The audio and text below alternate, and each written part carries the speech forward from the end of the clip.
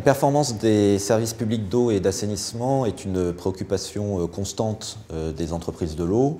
C'est parce que nous sommes capables d'atteindre un certain niveau de performance fixé par les collectivités locales que ces dernières font appel à nos entreprises dans le cadre de délégations de services publics généralement.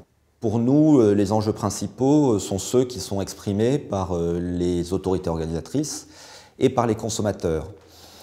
Aujourd'hui, on peut dire que la préoccupation, à la fois sur un plan sanitaire et sur un plan environnemental, est toujours présente. Ça veut dire comment mieux traiter l'eau, comment faire en sorte qu'elle soit de meilleure qualité, mais aussi comment mieux la retraiter avant de la rejeter dans le milieu naturel.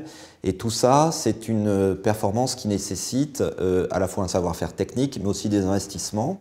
Un deuxième enjeu est celui de la gestion patrimoniale des infrastructures. Est-ce qu'on est rentré dans un schéma de renouvellement durable de ces infrastructures?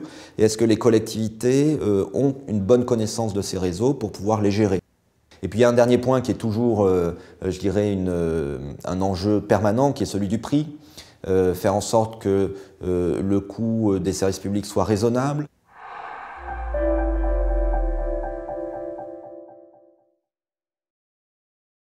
Ça a été une vraie révolution parce que avant 2000, il y avait évidemment la qualité de l'eau qui était mesurée, mais les autres enjeux n'étaient pas très clairement identifiés. Au début des années 2000, d'ailleurs notre fédération y a beaucoup contribué, on a essayé d'identifier quels étaient les différents objectifs d'un service public. Et donc on a décliné une vingtaine d'indicateurs de performance pour essayer d'identifier, je dirais, de caractériser les différents domaines. Nous, on en a publié pas loin de 200 000. Et donc, un des grands enjeux, c'est celui de faire discuter ensemble les parties prenantes.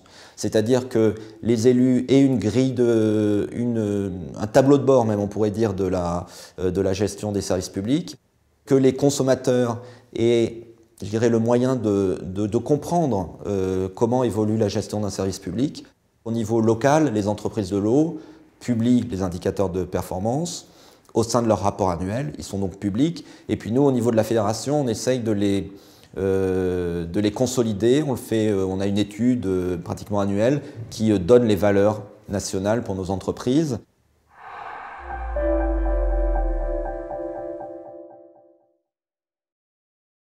Une fois que l'autorité organisatrice a une idée claire du niveau de performance qu'elle attend sur un service public de l'eau et de l'assainissement, elle a tout intérêt à contractualiser avec son opérateur.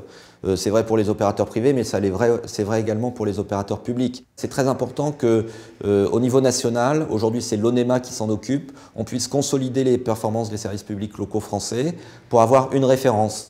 Et puis des sujets qui touchent plus à, je dirais, des sujets sociétaux. D'une part, quel accès à l'eau? On est assez investi dans les fonds de solidarité logement. On a des engagements d'abandon de créances, de rayer des factures pour 3 millions d'euros par an.